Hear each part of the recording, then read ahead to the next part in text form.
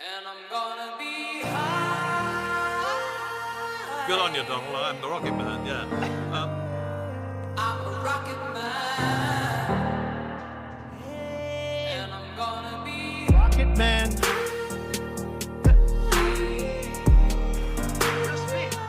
I'm a rocket man.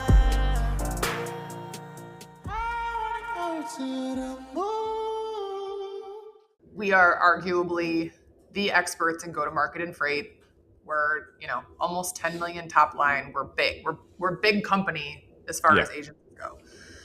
And so the business has like normal challenges. People leave, clients leave, the normal business stuff. Nothing feels as, scary, terrifying, important, all of the words, than this like cloud of AI. That has entered the ecosystem. Every time I see one of the tech bros posting outbound is dead, Claude just killed my marketing team, it's none of it's true. Like, you can't actually replace a strong go-to-market system with one Claude prompt. But just the fact that people think it might be true, or they're getting this impression that it could be true, it's terrifying for me, right? Full transparency, nothing else matters except for us staying on the cutting edge of what actually is true and what can be done in these tools. And I gotta tell you, I'm really anxious about Claude. And I've been saying this for. Are you like? I'm excited, and I guess anxious could be a word. Me and my business partners talk at length about could this just in 2 years, is this just going to do what we do, and do we need to just build that first so that shippers can just use it because we built it, or how do we approach that? So I'm on the same wavelength there. I'm thinking about it in a different way. I don't know if you saw this, but Claude accidentally released their code. I saw that, and I didn't believe it, and then I saw it all over X, and then my CTO Troy was like, "This is real." People just copied it and just put it in their own GitHubs. Right. So now it's gone forever, right? It'll never go back to the way it was. And so I'm thinking to myself, if Anthropic can't control their own code, why am I trusting them with my entire operating system? Okay, so that's question one.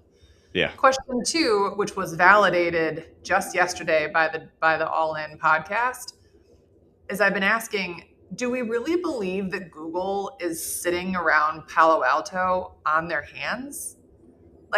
They are not sitting on their hands. They are watching Anthropic be first to market, gobble up the early adopters, and Google is going to come out with a suite of tools that do everything Anthropic does, probably and more. And you can trust it. And you can trust it. And so I built our operating system. I have what I want it to do. And today we are essentially filling all the Miro board boxes, right? So I did an elucid chart, and we're building the individual blocks, but I haven't stitched it together with a make or an N8N yet. Yeah. I just believe in my heart that a week from now, Google's going to come out with something, and I'm going to be like, well, thank God I waited, because now I don't have to redo the whole thing, and I can just build it one time. And then I'm also really, really aware we are the HubSpot partner for freight. So when HubSpot gets an inbound, we get the call to be the partner. I'm just really aware of what HubSpot is doing internally with AI. And so the combination of Anthropic, I don't know, I'm just not sure I can trust it, and what HubSpot's already doing, I feel like if we build the framework and we know what we want it to do, that if I just kind of hold my breath for another quarter, I will have been happy that I didn't race to building this whole operating system in Claude. Does that make sense? Well, it makes a lot of sense, and I don't hear people say that very often. So that's a contrarian take, but it sounds more true than the popular take. And I resonate with when you're when the tech bros post the next thing. I follow that, and honestly, I saw an interview from Dario, which is the CEO of Anthropic, and he was talking about how it's kind of an interesting story. So all the developers in Silicon Valley, like they are using Claude Code or Opus 4.6 or Codex 5.4. Yep. And they're working on, they might be working on like tech startups or AI startups, et cetera, but it's not like building the LLM or building the model. They're building Right. on other tools with it. Right. And like they're doing 50% or 70% or 100% of their code is just they're letting the agent code it and they do the PR and then they're architecting. Well, he was talking about that. He's like, now some of the senior developers at Anthropic are doing the same thing. He's like, but it's a difference with a distinction, because it's not that they are using Claude Code to build a tool. They're using Claude Code to build Claude Code. Yeah.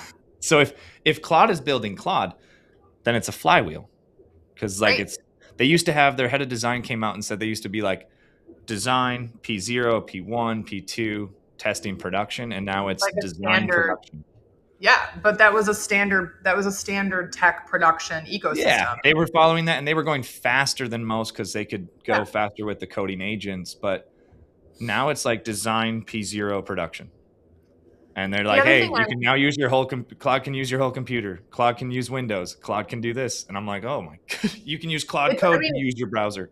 It's incredible. I'm using it every day, all day. I mean, it sends me an update of what I'm supposed to do every morning. It tells me what Yep. happened at the end of the day every day. Cowork I'm is amazing. using it.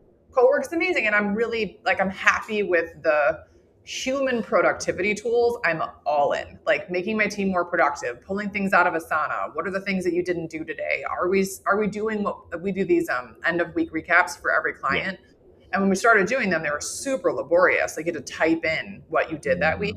Now they're mostly coming out of Claude, and like the team is making little updates. Like I'm all in on productivity improvements with Claude. I'm just not sure I'm ready to or ask my clients, to be honest, may I please put everything we've ever made for you into Claude and let it do stuff for us? I don't know. They couldn't keep their own code. Like it's like they released it to the universe on accident. What are they going to do? And then the other question that I have is about cost, right? Did you see what Clay did? I mean, Clay, overnight, these guys, all these tech bros built these Clay ecosystems. And then Clay was like, JK. Usage-based.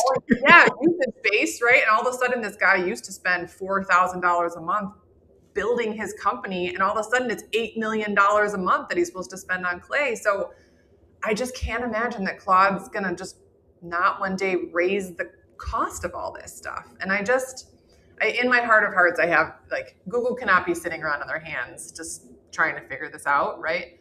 Yeah, I think Google is obviously, and I saw that same podcast all in, but I don't think Google's sitting on the sidelines. But my contrarian take is that Google is letting people iterate and figure it out, and then I think they'll just buy Anthropic. But that's my shot in the dark, and they're not going to buy them now because they're on a up and to the right. But Anthropic, yeah, Anthropic can't keep that up because the business owners like you or me, we're not entirely hey, we can just put everything on Claude, and the AI is going to get good enough that we can maybe say, hey, I don't know if you saw Google release Gemma 4 yesterday. Yes. And then it's oh, you can run it local, it's open source, it's on your computer, you could fork it, have your own GitHub. Right. And the cost will go to near zero on that, except for the server. And I'm well, if it becomes easy enough for another company to come in and compete in enterprise AI, but then they say, hey, we'll bring all these security things with, like Google would, but another company comes in besides them and says, hey, we figured out how to make this safe and have the benefit, then Anthropic's revenue, and they have to buy so much compute, it's like a teeter-totter of disaster potentially. Yeah. Exactly. OpenAI is the other way around. They just have huge deals with all of the big, that's just circular money. Amazon and NVIDIA giving them $122 billion. And they just get all the, it's kind of crazy. So speaking of go-to-market specifically, I'll give you some math that I think you'll appreciate. And then here's another question at the end of it. Okay. Mm-hmm. So we have 30-ish clients only in supply chain. So we do PR, demand gen, and we make the first dial only in this space. So we just contextually, we were seeing our clients that were sending more press releases were getting picked up more often by the LLMs. For your listeners who don't know what that is Claude, Gemini, ChatGPT, etc. I was on stage Tuesday at IWLA talking about this, and a couple people came up to me after and was like, "What is an LLM?" So just in case your audience, that's what Oh it is. yeah. I was very surprised, but it's okay. So to be found by the answer engine optimization. So when someone says, who is the best third-party logistics in the Southeast, right? To get the answer be, have the answer be you need to tell the internet essentially, which is what the LLMs are scraping, about yourself. So here's what we were learning, like contextually, was our clients that were sending more press releases were getting higher LLM pickups, which we can see inside of HubSpot. Okay, but we didn't have any math. About 2 weeks ago, we got math. So this math comes from Muckrack, which is like one of the big PR data companies.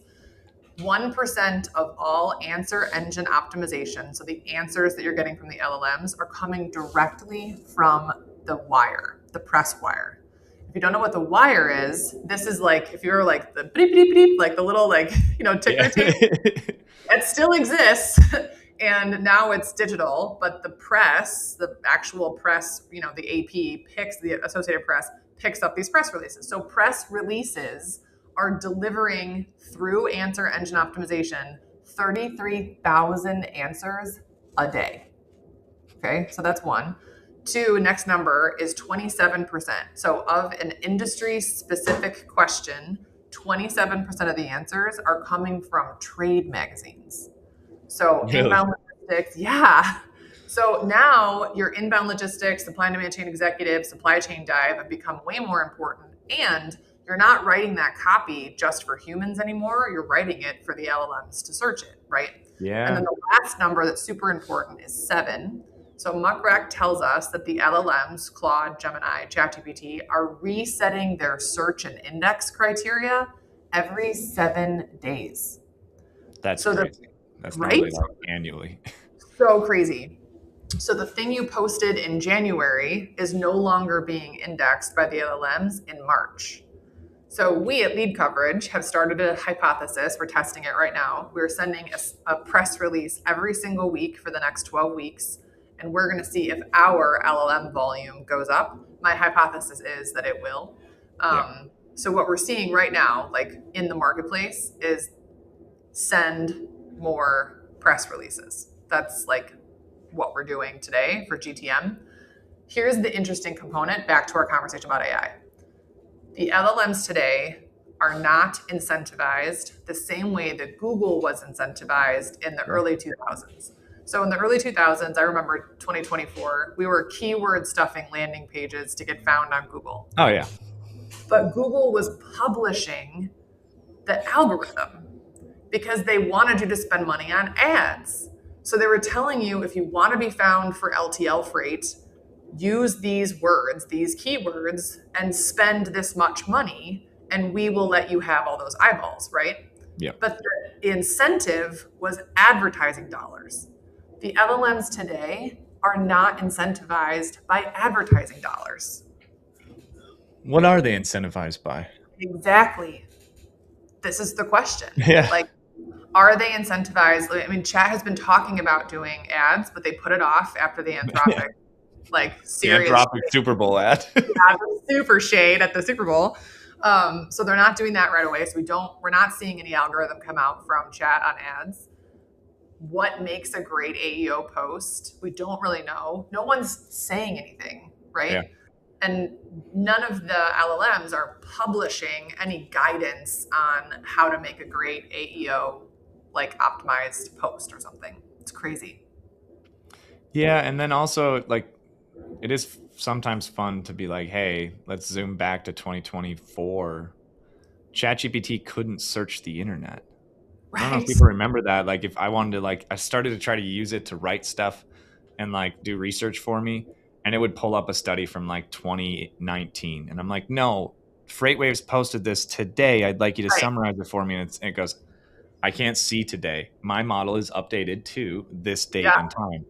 And now it's like actually people, instead of using Google, are using the LLMs to get information about what's happening right now.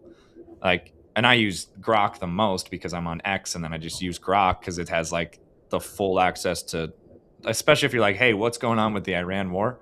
Grok knows everything about Twitter. Now, it doesn't know the truth, but it does know what people are saying.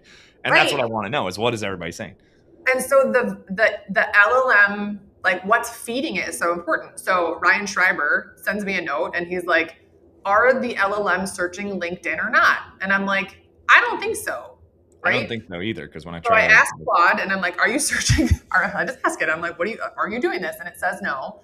Then we get a report from SEMrush that says it is, but LinkedIn is owned by Microsoft. Yeah. So is the Microsoft LLM searching and delivering it somewhere? Like, they're all incentivized by something a little bit different, right? Like Grok is obviously incentivized by what's going on in X, and he wants to, Elon wants to drive people back to X, which is the money-making powerhouse for him. Gemini is obviously going to try to push you towards Google activities and potentially advertising dollars in the future. That's what their whole business is based on. So I just think back to like our original conversation about what do we trust? I think it's still all about incentives for these companies, right? And like, are their incentives aligned with yours? You ever think people talked about, like, had these same conversations in like 1999 or like 2001? They're like, what is this internet thing? Like, what? So now it does this first, or like PayPal. Like, it's like, oh, nobody's going to give their credit card to the internet. And I'm sure they did. You and I are just too young to like. You know what I mean? That. Yeah. Like, I feel like they have are you saying that we're old people? Is that what you're saying? That, like, I think we are. I think that we are now old enough to speculate on what AI is going to do. But I actually, at least my intuition on it is that it'll go 10 times or 100 times faster than the internet did, because it's powered by the internet. The internet had nothing to be powered by. AI is on steroids because it's on the internet. And when you give an AI access to all human knowledge that's ever been on the internet, instead of being like, hey, we have a library of books, let's start doing manuscripts and teach it, kind of makes it easier. But so you kind of needed the internet before AI. All right, let me go granular. Well, first, introduce yourself. What do you do? Where are you from? What do you do? What's your company? So the audience. I'm Kara Brown. Yeah, thanks for having me back. This is so fun. I'm Kara Brown. I'm the CEO of LeadCoverage. We are the only go-to-market agency specifically in supply chain. So we service anyone who, we think about it as the physical movement of goods, the tech that moves the goods, and the money that moves the goods. I was number 12 at Echo. I got to do the IPO. It was super fun. And then I was at Seco and Geodis before I started the company. I have a partner, Will Haraway. He does PR and AR. I'm responsible for demand gen. We've got a paid team, a team that just does RevOps. We're a HubSpot partner. We're all the things, but only in supply chain. Oh, so and I wrote the book on it. Yeah, you literally wrote the book on. I literally wrote the book on it. Yeah, it's called The Revenue Engine. It's an Amazon bestseller. I always say I'm just as surprised as you are that it's an Amazon bestseller, but it is. Well, I'm not quite that surprised, so maybe you're more surprised than me. All right, so you only help people that do truckload brokering then, right? So that is a big piece of our business. I was going to give you a chance to be like, but we do more. We do way more, yeah. So I would actually, probably 30% of our book is freight tech, maybe even more. I heard you say tech, so I got a little interested in that. So yeah, so most of it, I don't know. I would say, I don't know the breakdown of the client roster this minute, but yeah, I mean, we definitely have brokers in the mix. Super proud of our broker clients and some of the work we've done for them. Got a lot of free tech and some carriers. Actually, my favorite clients right now, this is my favorite stuff, is we have 3 multi-billion-dollar clients, like multi-billion, like 8, 4, 6, that are installing their very first CRM. Thank you for laughing. I am so proud of these leadership teams for deciding that they need one. One of these customers has 1,000 sales reps and they've never had a CRM. And I'm just so happy to welcome these companies, into the HubSpot ecosystem, and we're helping them get set up. And I have a couple of really good friends from my days in SaaS that made fun of me actually when I started and I picked freight. And they were like, that's kind of ridiculous. That's old and boring. And I was like, I'm telling you, I'm going to win if I just stick with this. And they've all, switched jobs and have, had issues. Like tech is not having its like moment right now. And I'm like, oh, I have another $8 billion customer that's installing their first CRM. And they're like, okay, you win. You know, I being a sales rep for so long, and then when I started Rocket, I still do sales, and I think about CRMs all the time. And you're happy, the client that you're working with is definitely going to be happy that they're going to have one. And like, this is like taking a huge, I don't know how you get to that many billion without it, but we'll leave that as a sidebar. But now, like, I guarantee like the top reps are like, dang it, now I can't cheat and game the system and be like, no, that lead is mine. It's in, like, I know we have a territory, but they asked about me and there's no written record. So it'll be fun to see.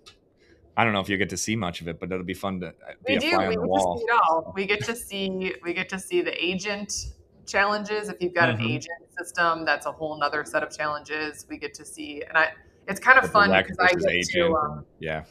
I get to kind of cast a little vision. I think at the beginning of a CRM implementation, everyone thinks it's going to be like sunshine and ponies. Right. And then I'm like, all right, if you choose, there's always a fork in the road. If you choose this fork, these are the downstream impacts, some good, some bad. If you Right. choose this fork, here are the downstream impacts, some good, some bad. It is up to you to choose. I can tell you what I think you should do, but it's your CRM at the end of the day. And so I think it's been really cool. We've been doing this for 10 years. We've done so many of these implementations, these CRM stand-ups, that I can now tell you, when you make this decision, this is what's going to happen, Yeah, right? we've Lead seen it. routing will Been be there, screwed done up.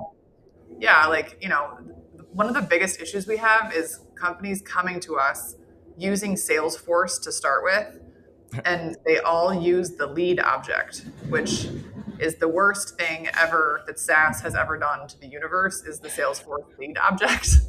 Yeah, And I so was I'm a Salesforce user. I know all about it. yeah, like everyone hates the lead object. And so like basically when we start, I'm like, all right, I have good news and bad news. Good news is we can fix this. Bad news is you have to give up the lead object. Like you just can't use it. Doesn't work. Yeah, and I'll tell you why. And so I think it's very cool to be solving the problems for these multi-billion-dollar companies that count on us to do it because we've done it so many times, and to like I said, like cast the vision for these executives when you're showing them like what's possible. Right. And then there's always a moment where you're like, okay, so that was possible, but back when you picked this fork in the road 3 months ago, I told you that won't be possible if you don't choose this route, and you didn't choose that route. So now that is not possible. And they're like, oh no. And I'm like, yeah, I told you. You know what I mean? Yeah. So I it's have kind a of fun to be a 7-year-old little that bit I up have to there. say the same thing to in the same tone. So remember when we had ice cream and I said we couldn't also then have another hot Yes, dog? We talked about. You yes. chose ice cream. Not to minimize my clients, they're not all Yeah, seven. but But when it comes to CRM optimization, you do have to make the right calls, and sometimes they don't. yeah, and I wouldn't even say it like it did almost make light of it, but it actually is like when you're talking CRM or things like that with such a large organization, you have to be, your job is to be that clear and say, Yes. this is what will happen if you do this. And then when they come back and you say, well, here's our adjustment, but remember, and then if you don't do that, you will lose a client at some point as well. Cause then if you didn't communicate clearly enough and make sure they knew the consequences or the pros, whichever they were. Okay. So we built up your appeal to authority. I'll say that. Now let's get into, so you were talking about Claude at first. And we were talking about how, like, do we trust it? Can we put everything into it? Is Google going to do the next thing? Who's going to be the trusted player? And I think that that's like the huge thing in AI right now, especially for doing more than augmenting. Like, I think augmenting, I generally trust Cowork to augment my day. I give it access to Gmail. I give it access to Asana, Firefly, Slack. And I say, hey, you're my executive chief of staff. Keep me organized. It's amazing. But I think those are human productivity improvements. Yeah, augmenting humans is one thing, but full automation loop and data is a different animal completely. And I think that there will be some, like the tech bros you're talking about, like one man or one woman agencies that are like, I can go kill all the other agencies just by myself. I'll be a one-person billion-dollar brand. They can take all the risks they want. They didn't own a business to start. So they'll just start doing things and, we'll see what happens. But specifically for LeadCoverage and in the freight market, as I understand it, you guys build out a total addressable market. You build out the TAM for their ICP. You work with HubSpot, you work with other data partners, Sales Intel, Zoom Info, whatever it may be. You build the TAM with their ICP, you get it into an organized CRM if they don't already have one, or you convert them to HubSpot if they're on Salesforce and they're just unlucky to ever be on Salesforce. But then you do the first dial, and then it's the account executive's turn.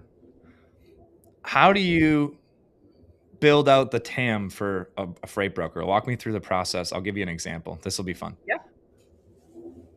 I'm a freight broker who specializes in reefer, and I'm at 10 million, and I've got like 5 sales reps and like 20 operations folks, and we're just stuck at 10 million. We can bring on new clients, but then we churn clients, and we're not cradle to grave, but the AEs do more than just sell.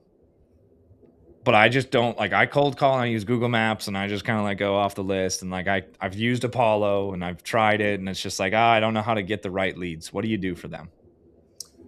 So you're a little under our ideal customer profile. Okay. Let me say 50 million. Sure. So like 50 to 100 million, just because we're expensive, right? Okay. Let's say that I'm funded and I'm 10 million. Great. There we go. Even better. You can afford how about that? So I can afford you. It's kind of irrelevant. But the point is, we have a very basic philosophy. And if you don't agree with this philosophy, you should not hire us. Okay. Right. It's a very specific but basic philosophy. And that philosophy is you should own the email address of every human who can buy from you. I like and it. that is step one. That's step one. Okay. And so if you are, and you're probably geographically based if you're reefer, or industry based. Okay. So you're either like Southeast or Northwest, and you are specific to some sort of mostly food and beverage vertical, right? Yep. So there are 19,677 shippers in America with more than $7 million in freight. This is our math. So 20,000 logos. Of those 20,000 logos, only so many of them are going to be reefer in your very specific niche, right? Right. You need to own the email address of every single one of those humans. A couple of pieces of math that are really important. One, the email list that you pull out of ZoomInfo, Sales Intel, whatever it is, degrades at 25 to 30% every 90 days. So the list you pulled in January is not the list you should be emailing to or marketing to or calling against in March. Right. So you need a closed loop, repeatable process to continually find the appropriate records. And a record is what is my word for an email address, but it's not quite a lead, that sits into the top of your HubSpot. We like 3 forms of data, 3 data streams. Sales Intel is our preferred tool. We don't think ZoomInfo is the right tool for freight. So we like Sales Intel, Clay, and then a third tool just kind of round it out, which we like selling.com because it's free and it's kind of easy to use. So you have this, and where AI makes a lot of sense is to pull these 3 lists together into Clay, drive the identifying of the fresh waterfall and the phone number, exactly, and then drop them into HubSpot, clean them up and drop them into HubSpot. Great use of AI. So this is the number one thing that most of our prospects and clients don't do. Yeah. They're not regularly updating the list of humans who should buy from them. Okay, once you have this list, then you do one very specific thing with it. It's called primary intent data. It lives in HubSpot. All you have to do is go into the back of HubSpot and turn on buyer intent. It's a button. You just turn it on. And buyer intent tells you the humans that are in your CRM. And because you know the email address of every human who can buy from you, if they're in your CRM, they should be ideal customer profile that come to your website. Trick question for you. What is it when someone that you know should buy from you comes to your website? It's a trick question. I believe that's an inbound lead. That is also a friggin' miracle. Trick question. It never happens. Like, it's so rare that it actually happens. Inbound leads don't happen in free. They just don't, right? Like, we don't build an inbound cycle because it almost never happens. Now, it has happened. We can do it, but it's pretty rare. Anyway, if this happens, if a human that you know should buy from you comes to your website, the buyer intent in HubSpot should send off a 5-alarm fire. Like, everyone in HubSpot should know that Starbucks is on your website. Like, everyone, the CEO should know that Starbucks is on your website, right? that phone call needs to happen within 5 minutes, right? Like that Speed to first lead. phone call, like that is the speed to lead, but it's the intent inbound speed to lead that's so important. Most of our clients get that wrong too. Right. Then you're looking for intent data in addition to that coming to your website. So are they looking at your competitors? Are they looking for something else, right? We're looking for the pain before the pain. Have they had a problem with their current vendor? Are they changing their distribution profile? Are they standing up a new location? What can we find out about them in the marketplace? And that all comes through intent data. There are 4 types of intent data. Primary, we just talked about. Secondary intent data is what ZoomInfo is selling, and it's based on Bombora. In 2026, we are not investing in Google cookies or Bombora. So there's a big brand in freight. I won't share the name because I'm under NDA, but a brand that you would know, spent a couple $100,000 a month on paid media. It's rocket shipping, guys. It's rocket totally rocket shipping. Yeah. Current client. And they saw Google paid media was cannibalized by the LLMs to the tune of almost 40% last year. So we assume it's only getting worse. Yep. So anything that uses Google cookies as intent data, we're just not spending money on it. If you already have it, great, keep it, but don't buy it fresh because there's no, like, it's just not going to get any better. Right. We really like third-party intent tools. The best in the space is 6 Sense, the number 6, the word sense. It's $180,000 a year. Almost no one can afford it in freight, but the big guys are all using it. And this kind of searches the entire internet to see what the pain before the pain is. But the tools that are coming up in the marketplace, like Terminus and Rollworks, are our favorite. Here's the key. A third-party intent tool uses a very specific kind of technology called programmatic media buying. Very specific. Google and LinkedIn is a defensive posture. Someone has to type in something to see your brand. Programmatic media is an offensive posture. I can send things just to you, the human, and surround you with my advertising through a programmatic media exchange. But they cost money, and it doesn't come out of HubSpot. Every consumer has experienced programmatic from the consumer side all the time.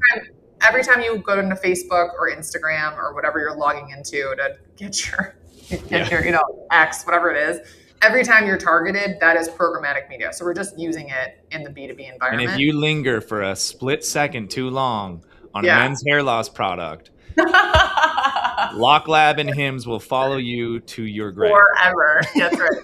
That's right. It's unbelievable. Same thing with luxury bags, in case you were wondering. There you go. Yeah, luxury bags, same thing. So the last piece of intent data is called single stream intent. We have one tool that's doing this today in freight, and that's Carrier Source. So Rob Light at Carrier Source is selling intent data of what shippers are looking for on his website back to brokers. It's brilliant, full transparency. I'm on the cap table. I love this tool specifically for brokers. And so once you own the email address of every human who can buy from you, you are regularly updating that. You can take advantage of these 4 types of intent data. Okay. If you're not starting there, whose intent are you looking for? Exactly. And so most of the people that that come in the door, the language they use is like anyone that ships. And we're like, it's just not helpful. That's probably not true. You're not doing hazmat intermodal, right? So let's have a real conversation about who you're actually. And the other thing is the idea of an ideal customer profile and a wish list is very important. I read about this in the book. An ideal customer profile is your current customer. Yeah. People you actually work for now. Yeah, at least if you want to work for them. Yeah, exactly. That's a wish list. And that's okay. You can have a wish list, but don't call it an ideal customer profile if it's not a current customer, right? You're right. It is odd naming. It's ideal prospect profile or something similar. Sure. Yeah, we can call it something else. We usually call it, unicorns. How many unicorns exist? Yeah, but if you really think that you can ship for Bob's Shoe Company and then you can go close Nordstrom, all right, I doubt it. I highly doubt that you're sophisticated. You know what I mean? And there's a sophistication spectrum, when we think about an ideal customer profile, we think about how big they are and how sophisticated their tech profile. Like, what is their Right. technology profile? Because it's so important. If you can't handle EDI or APIs, or your TMS is, you built it yourself because you vibe coded it instead of using a halfway through TMS, and you can't, you know what I mean? Like, you can't Yeah. service some of the big shippers, and that's okay, right? Like, just own kind of where you are in the marketplace today, I think, is probably the advice I'd give.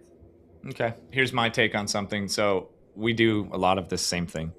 But what I've found with AI is that I can have, so our ICP is big and bulky LTL shipments going to residences, and we offer white glove, or we offer curbside, or we offer what I call gray glove, which is threshold. It's cheaper than curbside with some carriers, and it's not white glove. But we just try to find every brand that's shipping something too big for UPS and FedEx, and kind of not really that big for LTL, but they ship at LTL. And we have our TAM built out, and that's our ICP. But a lot of companies that we work with do a lot of truckload and LTL shipping as well. And like, we almost always start with their final mile home deliveries, and then they say, all right, let's put the rest into your platform. We have a pretty lean team on purpose. AI is now allowing us to have multiple TAMs because I can do so much. So I can target different industries in the same exact way as like I did originally. It's like, oh, we have a different TAM. As long as our technology, which it does, can handle all of it, now I can actually go after such a broader market with the same sales team. And it's like, put us on steroids. It's so cool. That's why that's one of our best AI use cases so far. But we did have to get really customized with some vibe coding and some actual development and some other stuff to be able to, one, use like OpenClaw or Claude to work with Clay, to work with ZoomInfo, to work with Apollo. I'm actually meeting with Sales Intel next week, Oh, coincidentally. great. So, Tell Anush, them I said hi. he called me yesterday, and I said, bro, normally I don't take cold calls, but I'm meeting with Kara tomorrow. So I think I'll probably take a Send this meeting. to Manoj and Mike right now. I'll be like, by the way, I'm going to be like, I'm in there. my referral check. Yeah, I must be in their intent cycle. I'm in one of the 4 phases of intent. They knew I it. love it. They're like, he's talking to this. Oh, He's talking there we to go. Kara. They had the actual sales intel on Rocket. So, but we had to engineer that, and that we built that out over the last 6 months on the front end. But now that we have it, we have 4,700 companies in our TAM. We own all their emails. But that's Love it. for our big and bulky ICP, and we also realized we can go worldwide because all of them sell into the US, and that was like a huge difference for us. We're like, whoa, all these brands that ship pergolas and different huge items are headquartered in Germany and the Netherlands, but they sell into the US. Didn't even consider that. The AI told me that. I was like, find me all these brands. They go, these ones are international, but I went to their website and I checked it, and you can buy in the US. I'm like, then that's US. But the ZoomInfo filters would have filtered them out completely. They would have. And so, yes, I'm 100% with you. Another tool for you to think about as you kind of look at the EMEA market as folks who could buy from you in the US is Cognism. So Cognism is the EMEA version of ZoomInfo, essentially, but it has a much better footprint in EMEA than ZoomInfo does. The only thing to consider when you start to market to EMEA is they're very aggressive about GDPR. So don't mass blast Germans. Yeah, they are super aggressive on that. They don't like that. They will definitely call you on your bluff, and you'll end up paying you could end up paying serious fines for GDPR. Yeah, we use a tool called Smart Lead, and we basically like have all these different inboxes, and we monitor the deliverability. And that actually came up when we did that with Germany. It was like, whoa, you can send 2 emails a day. I'm like, 2? What do you mean? Yeah, you really shouldn't even send 2, to be honest. Yeah. In EMEA, they have to like actually opt in for this stuff. Yeah, so they have to agree to be solicited, which is such a crazy thing. I'm like, well, that's it is, like, but they're very serious about it in Europe. I was on stage at IWA, and someone asked me about GDPR in the US, and I was like, lucky for us, it's still the wild, wild west. Like, as long as there's a business reason for you to email someone, which is why your inbox is full of AI slop right now, because everybody the business reason. That's right, business reason. But in EMEA, they do take it pretty seriously. So just be a little careful. And the folks at, give me the name again. We don't use it. You just said it. Your email tool. send Oh, Smart Lead. Smart Lead. Thank you. Smart Lead. I don't love the tool Smart Lead. It basically like sets up a bunch of burner domains so that you can spam people to death. It does. But we use a thing called Photon to like actually host all Yeah, of our emails. And then part of our email strategy is that we will put companies into campaigns once we've worked with them. And so it's yeah, like, hey, close lost or failure to launch. And then we put them into Smartly to stay in touch as a nurture campaign. Smartly yeah, can be used as a sending gun. Like, hey, you can just blast burner emails through it. I've yeah. never actually used it for that. And I don't think it'd be that effective in freight because it's just like, hey, if you can't do personalized outreach at scale, which is what people think they can do, but it's a little harder than that. AI is certainly getting closer to personalized at scale, but So personalized beats scale every time. yes, and HubSpot and Claude are now available inside of each other. This is Really? brand new. Yeah, like as of last week. So you Ooh, can now personalize using Claude and it can literally write into HubSpot. Yeah, just mic drop happened. there. Yeah, like mic drop moment, 45 minutes in? Yeah. Yeah. So HubSpot's going to take Salesforce out to lunch with this, I think. I Salesforce I is going to be fine anyways, but I mean, Salesforce will always be the enterprise tool, right? You're never yeah. gonna go into an enterprise and not see Salesforce or some remnants of Salesforce. But the ease of use of HubSpot. The other thing for us on the marketing side is the combined database of marketing and sales. And in Yeah. the CRM instance, like when you have a Salesforce, you have to share this data, and the integration between Salesforce and HubSpot is where things go to fail every single time. And the darn lead object, I just don't I just like the worst thing that ever happened to, the sales game. It's just so not my jam. And so we're super bullish on HubSpot. And what's amazing to me is I told you that we've got these 3 or 4 multi-billion-dollar clients. We don't do Salesforce spin-ups, we do HubSpot spin-ups. So HubSpot is like definitely taking Salesforce to lunch in some of these big enterprise Yeah. environments Which is on the not where they CRM normally side. played. And I think that will be a trend.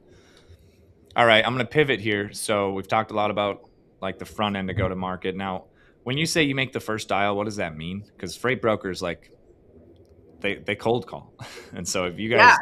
if lead So coverage is here, making the first dial, are they making the first dial to do what Zoom Info does, which is like, hey, are you this person, and is this your email, or what is this first dial you speak of? yeah. So our first dial is very specific. It is against the records that come through the engine that we have built. Right. So I'll give you a very specific example. So there are 3 strategies that work in freight today, only 3. One is a true executive thought leadership motion. This is like an index. 2 is intent data, and 3 is third party validation. So this is Gartner or a really strong partnership strategy. Okay. Right. So we'll just use the first one as our first example. So we have a client, they are really big in steel. So we put out a steel index. Do you know how many steel distributors and manufacturers there are in America? A lot, but No, 123. That's it. It's a golly, very small I would number. have thought so many more than that, but it's Nope. actually just It's big like companies. less than 200. But if you think about like real big, like manufacturers, distributors, I'm not talking about guys that stamp steel. I mean, like the folks that are making the stuff, right? Okay. So there's a really small number. So it's like, I don't know, maybe 1,000 people we have to get this index out to. So the index goes out. It goes out. I think this one's quarterly. You want to talk about inbound? We had 9 inbound form fills from the last time this one went out, which is a crazy number of inbound for any freight broker, right? We're doing jumping jacks. We're so excited. The goal for our reps is to make the dial against the humans that show interest in the campaign asset. Does that track? Yeah. Yep. So we are not pulling lists out of Zoom Info and cold calling. Using monster connectors, affinity, and just going crazy. Yeah, and like I grew up on the floor of Echo Global Logistics. Like I know the game. Like I remember the boys in the back of the room just opening the phone book and just banging dials. Like it was Wild West back in the day. It was so fun. But this is a much more sophisticated approach. And so if we're dialing against the humans that show intent, we're seeing like a 40% conversion ratio. if we go further up the funnel to like where they're not quite showing intent, but they know who we are. So they've shown like 1 or 2 digital intent signals. So they've opened an email, they've come to the website, they're kind of like sniffing around. That's like a 6% conversion ratio. When you get up to the top of the funnel, where like most people are really strangers, they don't actually know who you are. It's a 1 to less than 1% conversion ratio. And that's actually HubSpot math. And that's not like people think of that as like, oh, well, it wasn't a targeted approach. No, it's 1% when you actually can do something for that company and they're total strangers. Yeah, that's and I'm people talking about like it blows their minds. They're like, no, we can serve them. We're the best at this type of oversized, over dimension, etc. And they're still strangers, so it doesn't matter. Like they're still not going to pick up the phone. They like these guys, like Paul Estrada is a friend and he works at Niagara and he's like such a wonderful person for me to like bounce ideas off of. He's like, I get 155 emails a day. Like people call me all the time. Like if I don't know who you are, I'm not going to pick up the phone. And so our goal, especially with this index or the executive thought leadership approach, is to show you that you are the expert. So this client we have is the expert in steel transportation. It's not that sexy, but to the 200 people that are actually interested in steel transportation, suddenly they become the expert. And then when you do pick up the phone to call them, they do want to talk to you because you've given them some sort of economic, information or something that'll make their job easier instead of just, hey, we ship. Can I get on your next RFP? Can you give me 1 shipment, right? Like, so the really strong ROI producing campaigns that we do are hyper niche, which I appreciate. Early on, you were talking about like reefer, right? Okay, reefer for very specific products in a very specific time period in a very specific region. You can put math against that, right? Yep. You can borrow DAT's math, right? Use what DAT publishes, put it in your own index, ask them if you can, they'll usually say yes, put it in your own index, give a point of view on it and say, this is either right, wrong, or we're indifferent, right? Like sharing an actual economic point of view with the people that you can serve is the easiest way to get folks to actually pick up the phone. Well, I got more value out of you than I anticipated. Again, now I know where I could move someday. That was before the recording, but if you need to know where to move, just reach out to LeadCoverage. But if you think about go to market, let's say 12 months from now, you don't have to name which company it would be, whether it's Google or Anthropic, but do you think LeadCoverage will be on a platform like fully automated like that by then, 12 months? Oh, yeah. I mean, I think I have to make the call probably this quarter, right? Like, we know what we want it to be. We've built the framework. I've seen your framework, so it is. Yeah, thank you. Built. The framework is built, right?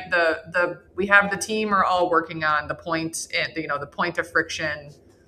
I don't think I can go another quarter without choosing. So if it's going to be Claude, it'll be Claude because we'll have to pick at some point here pretty soon. But the team is focused on personal productivity gains, which are helping the business, even if it's not like going. The other thing I have to do is I have to go to my customers and kind of, I guess technically I don't have to ask, but as a business owner, I feel like I should. Like, hey, Mr. Customer, I am getting ready to load everything into Claude.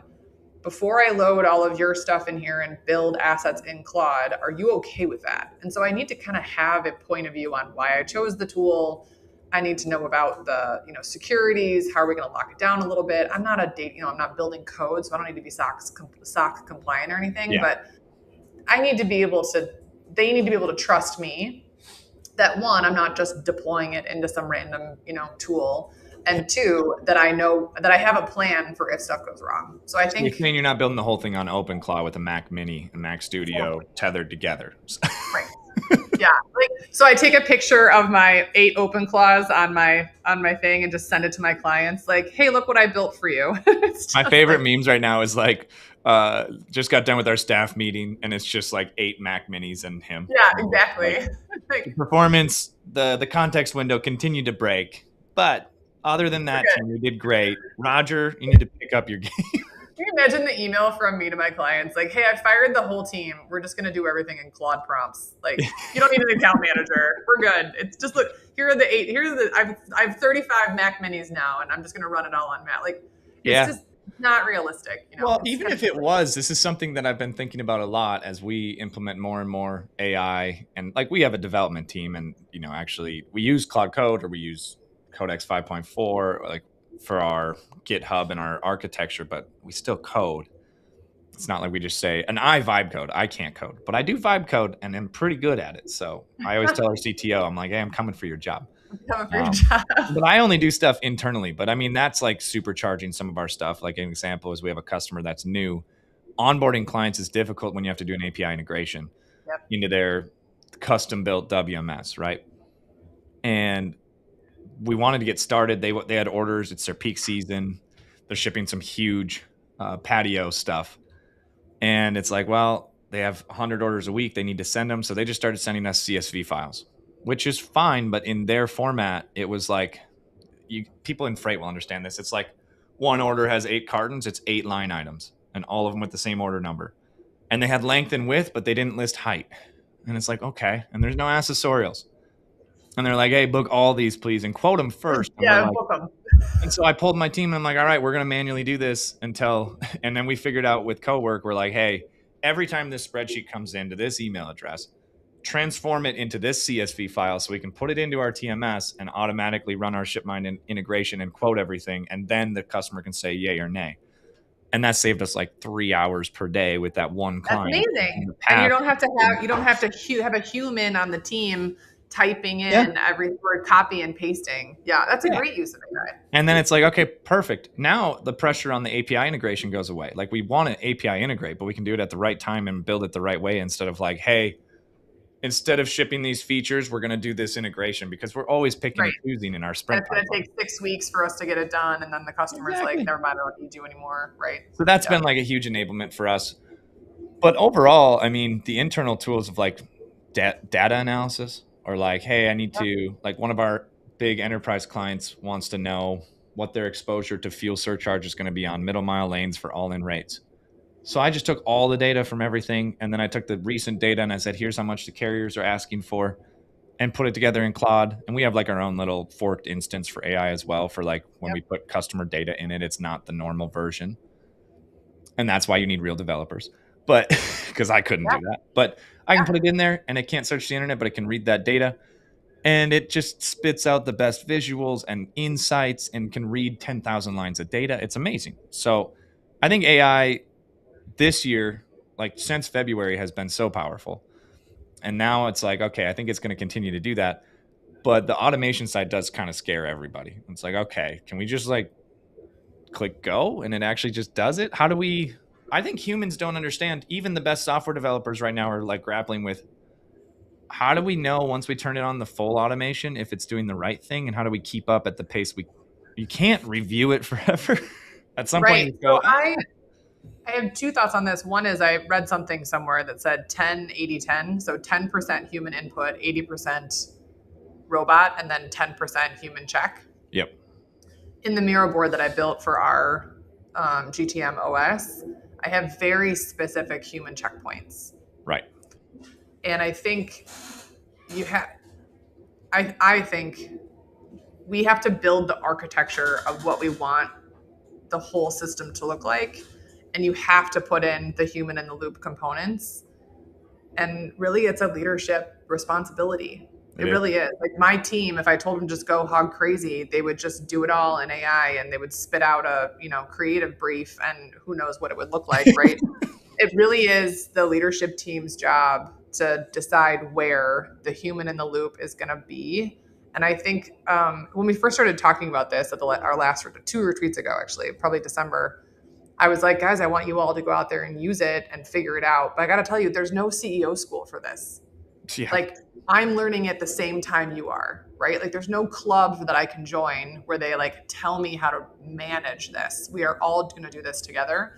And I think the leadership position of where is the human in the loop and how do I lock this down and what do I trust from an enterprise perspective are the 3 questions that I'm not seeing the tech bros answer on LinkedIn, right? Well, and it also, like, to pull that thread, it gives a huge advantage to the mid-sized companies who embrace this because their CEOs, generally speaking, still understand how the business runs, how their customers Right. interact. And the larger companies have so much bloat that it's like a manager, a director, a senior director, a VP, a senior VP, and then a CSO.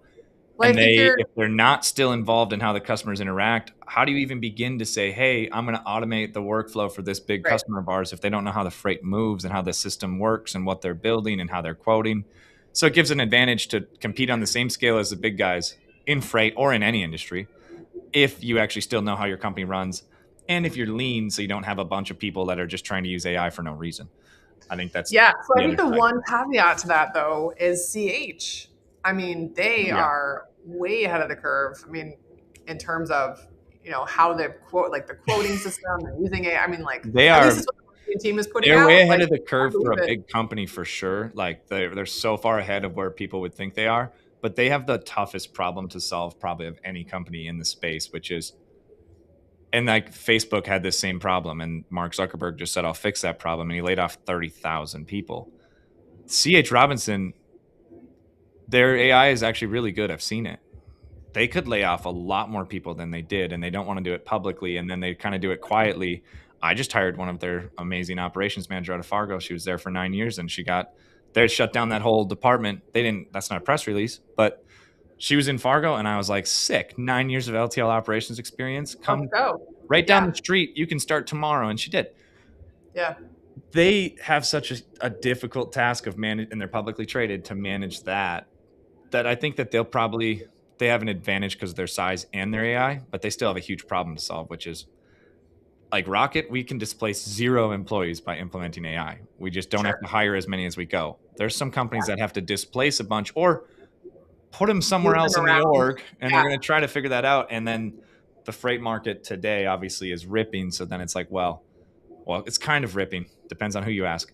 Yeah. I was gonna say some people say it's ripping. Like I'm in between. If there's a spectrum between Ken Adamo and Craig Fuller, I'm somewhere in between. I should make an index, and it should be a Fuller Adamo index, and You just should. start You should totally do it. sending Right them down the out to middle. our. Right down the middle between Adamo and Yeah. Fuller. Just Yeah. call it like right down the middle. I love it. Yep. You could probably add like Jason Miller in there and just have like a Yep. bunch of memes about it, and like Freight Caviar could run with I feel that. like But Pretty Caviar already did that. Yeah. yeah, they pretty much did. So, all right, let's leave something of This value was for so the. fun. Thanks for having me. Let's leave some of value for lead coverage. Who's your ICP? It's funny. Anyone that ships, just kidding. No. Freight brokers, freight forwarders, 3PLs, 4PLs, robots, anyone that touches supply chain. So Okay. anyone that's in the supply chain ecosystem, but I am useless in beauty. I'm useless in dental. Like, don't call me if you are, are doing something outside of the supply chain ecosystem. But we serve the whole market. Big or small, who do you want? Like if they're listening to this, they're out there and like, man, I like that go-to-market stuff, and I don't want to have to try to figure out this AI thing, but it sounds like Eric can. So Yeah. So we are expensive. The way that we go to market is we are a retained shop. So you sign up for a year. Our top customers, our biggest customers pay us, $90,000 a month. Our minimum is 2025. So if you got an extra 20-25 grand laying around and you want to try some of this stuff, I'm your girl. If not, if that's too much, we can still have a conversation. I am so passionate about getting this information into the hands of anyone in freight. I don't want people to be like, oh, I can't afford her, so I can't call her. Like, right. We are doing workshops all over the country. So I've got a workshop on April 10 in Dallas. It's $50. It's half day with me on the book, on the workbook. We're coming to Salt Lake City. We'll be in Nashville in May. And Fargo, June 14th. You're on my list. Yeah. I just want people to think about go to market in a more sophisticated way. I want everyone in freight to have access to these tools. I want them to know what the best practice is. So if you can't afford me as like an agency, I still want people to feel like they can have access. That's why I wrote the book, right? Yeah. I wrote the revenue engine so that I could get it in your hands. We have a workbook. It's 80 pages, 28 exercises. You can get the workbook from me. I'll give it to you for free. Like, I don't want people to think of me as like a gatekeeper. I want people to think, wow, I'm going to listen to her and I want to like follow what they're doing. And eventually, if I can afford her, I want to hire her. But even if I never can, I want to follow what she's doing so that I can kind of stay abreast of the market. I had a guy call me last Easter, actually, and he asked me a question about HubSpot Salesforce. And he said, oh, I bought 6 cents because you told me to. And I said, I'm sorry, we have never spoken. Like, I don't know you. Like, I don't know what you're talking about. He's like, oh, I follow all your LinkedIn posts and you're really bullish on 6 cents. So I just bought it. 180,000. I was like, okay, next time you should call me because I could have gotten you a discount, right? Yeah.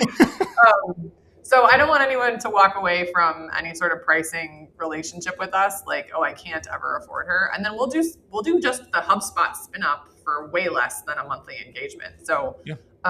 We are expensive. I know that we are the best in the space. Freight is an interesting industry, though. You could say you're expensive, but like if I used to run an e-commerce company back in the day, it was a really fun time, total failure, but it was fun.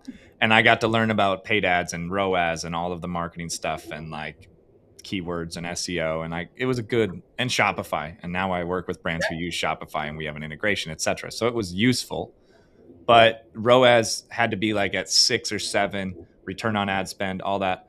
In freight, let's say we spend $240,000 on LeadCoverage. If I got 2 clients that do 4 million total at a 15% margin, everybody says it's 10%, but everybody's trying to get 15%. So I'll be, try to get it at 15. Yeah, but call it 3 clients. Yeah, so I just broke even. And I bet if I hired 2 sales reps at 125,000 salaries each and didn't have any go-to-market motion, I'd probably have a better ROI on LeadCoverage than on 2 full-time account executives. Well, you're hired. Anytime you want to come sell for me, you just let me know. Yeah, there you go. But I'm just saying, like, the math does work out in freight because the average, the average lifetime value of a client, if you don't churn, which is the hardest thing in freight, and those who figure it out win, and those who don't just grind forever. But the value of a client is actually a lot higher than one e-commerce consumer buying one piece of rustic furniture, rustic.com. Yeah. But we have a client right now, there's $100 million of potential freight spend in their pipeline that we have put in their pipeline. Yeah. Now, then you still have to have a really good product and you have to be able to scale it and you got to have a team that can keep the client. You have to be able to close it, right? Like, you got it. Like, I build the pipeline and I'm very happy to build pipe. I'm not going to close the deals for you. If I did that, I'd be in a very different role. And you're not going to keep the clients. That's a whole separate thing. But if you have a team that can close the deals, I will build the pipeline for you. This particular client, 100 million. And then they have one opportunity with a big OEM. It's like a $4 billion freight spend. So technically it's like 4 billion, 100 million in there. So we take out the top one. It's kind of silly, but that took us, 115 days to get there. And now they own the emails of everybody who should buy from them. And they can look at the 4 intent signals and they can cover all the leads. Look at that. I love it. You're hired. I appreciate the time. You and I both got to go back to doing what we were doing. Enjoy your village and your farmer's market tomorrow, and have a great Easter weekend. Thank you. You too. Happy Easter. Yeah.